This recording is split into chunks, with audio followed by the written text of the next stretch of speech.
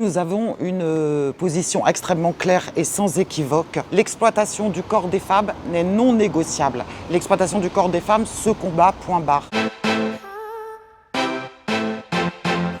Ce qui est regrettable dans le débat aujourd'hui, c'est que ce n'est jamais la question des femmes, la question des droits des femmes qui conduit les arguments, mais ce sont des visées extrêmement électoralistes et extrêmement graves. On a d'un côté l'extrême droite qui a des arguments vieux relents, homophobes, des arguments très réactionnaires, et de l'autre, la liste de Raphaël Glucksmann qui prétend que la GPA peut être éthique, alors que c'est un mensonge. C'est vraiment méconnaître la réalité de la GPA dans le monde.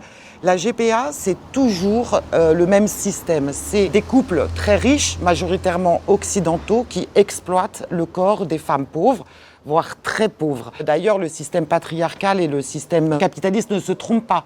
Il existe de véritables réseaux légaux, puisque malheureusement elle est légalisée dans quelques pays dans le monde, qui vont identifier, repérer, recruter des femmes dans des pays où l'extrême pauvreté est réellement présente, pour ensuite les faire basculer dans des agences, des entreprises de reproduction humaine. Ce n'est pas, comme c'est présenté dans les médias, un geste d'individu, c'est vraiment la GPA, un système d'exploitation du corps des femmes qui est globalisé. Je m'y opposerai, et avec les candidats de la liste Gauche Unie pour le monde du travail, je m'y opposerai toujours.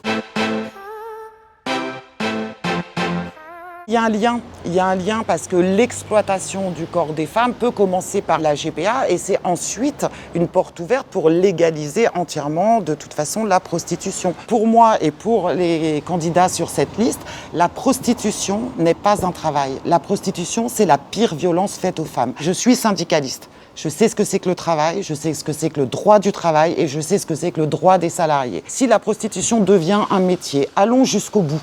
Dans ce cas-là, il faut qualifier ce métier. Il faut créer des diplômes ou des qualifications, voire des filières de formation qui conduisent à ces métiers. Donc il faut créer des CAP, des bacs pro, travail du sexe. Est-ce qu'il y a quelqu'un qui m'écoute ici qui serait prêt à envoyer sa fille dès l'âge de 15 ans dans une filière qui conduit à un métier avec autant de violence? C'est pas possible. C'est pour ça que je ne comprends pas ceux qui peuvent prôner justement la légalisation de la GPA comme la légalisation de la prostitution. Si on veut une société égalitaire, elle ne peut pas se construire sur l'exploitation de la moitié de l'humanité que sont les femmes. Le 9 juin, c'est très important d'aller voter pour les élections européennes parce que tout le monde le sait, les décisions qui sont prises à Bruxelles ont des impacts réels sur notre quotidien et sur le droit des femmes.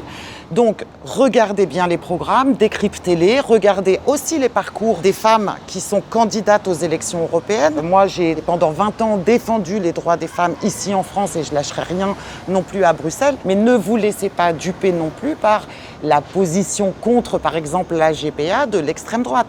L'extrême droite est contre la GPA, mais dans une visée extrêmement réactionnaire de la société, avec l'idée qu'il faut un papa, une maman et que rien d'autre ne puisse exister. Et je rappelle aussi, le Rassemblement national est l'ennemi du monde du travail, mais c'est aussi l'ennemi des femmes.